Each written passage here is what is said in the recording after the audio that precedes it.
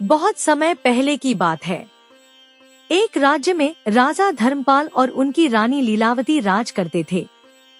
उनके 2 पुत्र थे, वीरेंद्र और शौर्य, और 2 पुत्रियां, छोटी बेटी पूर्णिमा और बड़ी बेटी अमावस्या। पूर्णिमा का स्वभाव दिव्य और पवित्र था। उसका चेहरा चांद की तरह चमकता था। वह सुबह से शाम तक भगवान शिव की पूजा करती, गरीबों को भोजन देती, तुलसी जी पर जल चढ़ाती और माता पिता की सेवा करती। लेकिन अमावस्या को पूजा पाठ में कोई रुचि नहीं थी। वह दिन भर श्रृंगार में लगी रहती, नौकरों पर चिल्लाती और किसी की मदद नहीं करती थी। फिर भी दोनों बहनों में बहुत प्यार था। समय बीता, दोनों बहनें बड़ी हो गईं। राजा ने उनके विवाह की चर्चा की।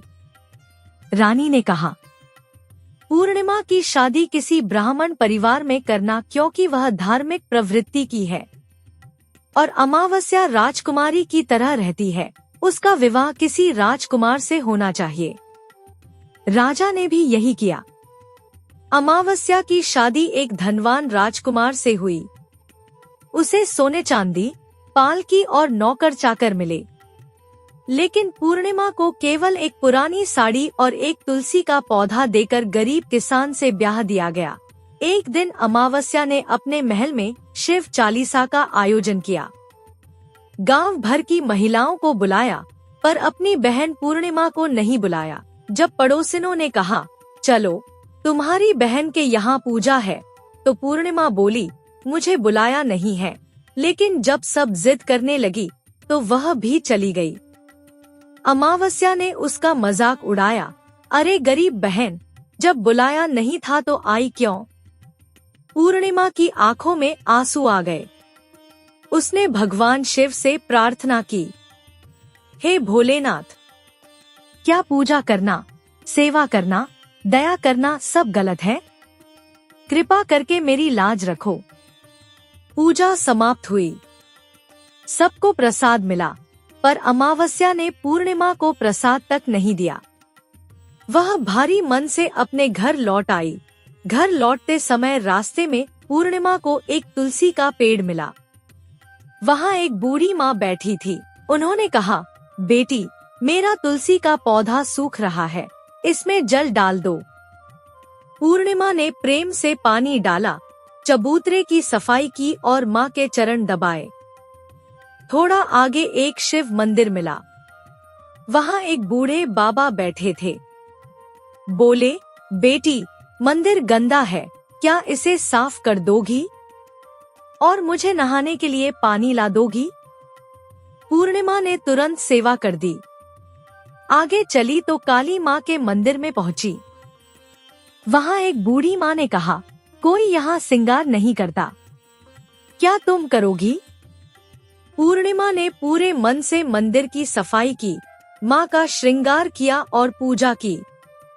थोड़ी दूर नदी किनारे गंगा मैया के रूप में एक बूढ़ी माँ मिली। उन्होंने भी सहायता मांगी और पूर्णिमा ने बिना झिझक सेवा कर दी। हर स्थान पर देवताओं ने पूर्णिमा को आशीर्वाद दिया और एक एक थैला भेंट किया। जब पूर्णिमा घर लौटी और थैले खोले तो आश्चर्य हुआ।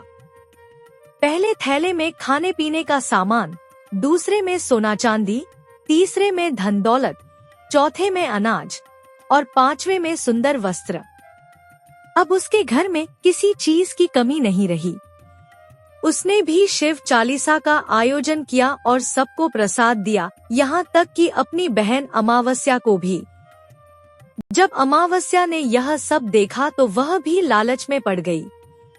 वह मायके गई, पर रास्ते में जब तुलसी माँ, शिवजी, काली माँ और गंगा मैया ने उससे मदद मांगी तो उसने घमंड से मना कर दिया।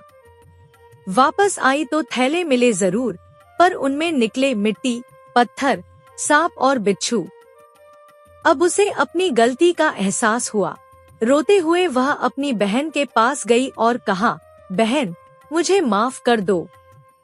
पूर्णिमा ने मुस्कुराते हुए कहा, याद रखो 3 सूत्र, सदैव दूसरों पर दया करना, प्रतिदिन शिव चालीसा पढ़ना और 108 बार नमः शिवाय का जाप करना।